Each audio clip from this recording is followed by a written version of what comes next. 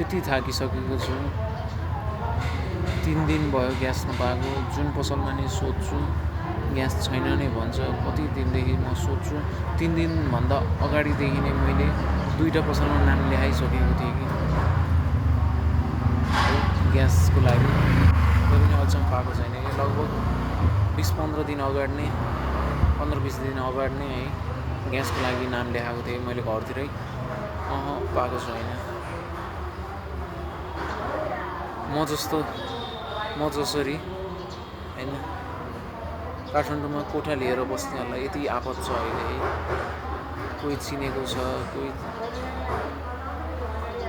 छ, कोही नजिकको मान्छे भयो भने सजिलो पाउन, तर पाएकै छैन। यहाँ 2 घन्टा भयो यहाँ बसेको, अझै पनि पाउने नपाउने टुङ्गो छैन। ग्यासको लाइन तपाईँ देख्न सक्नुहुन्छ है। नेपाल सरकार भएन ल म ग्यासको लाइन देखाउँछु है त। आइ एम सो स्याड के। मान्छेहरू अगाडि कुरिरहेको छन् कि ग्यास छोडेर ग्यास बाँधेर गइरहेको छ, चाबी लाएर गइरहेको छ। यहाँ धेरै बेरसम्म बस्नुपर्छ भनेर पर्यो भनेर। मलाई पनि यति थकै लागेको छ।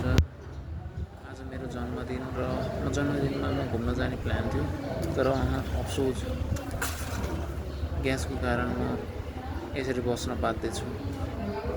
नेपाल सरकार यो भएन। नयाँ सरकार, तिमीबाट ठुलो आश थियो, धेरै ठुलो आश थियो। तिमीले यही ग्यासको प्रब्लम पनि सल्भ गर्न सकेको छैनौ। नेपाल आयल निगमले त हामीसँग ग्यास छ, भरपुर ग्यास छ, के भन्छ भने थियो होला है। जस ऊ छैन भने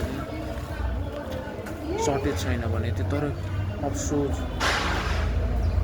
म यहाँ यसरी बसिराख्नु परेछ। म मात्रै नभए यहाँ म जस्ता 100औं मान्छे यहाँ यसरी कुरेर बस्नु परेको छ। So sad, I am so sad.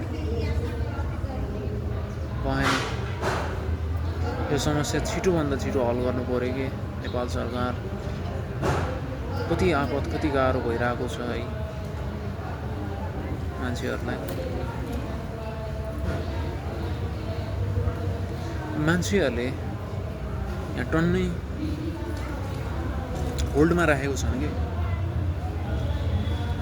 घरमा स्टक टन्नै छ कि अहिले। मान्छे कि एउटै सामान्य मान्छेको पनि मिनिमम 2-3टा स्टक छ। अनि एउटा ग्यास सिद्धियो त्यो फुल गराइहाल्छ कि फेरि उनीहरूले। त्यही भएर पो सर्टेज नभएको हो कि के हो म बुझ्न सकेको होइन। So sad.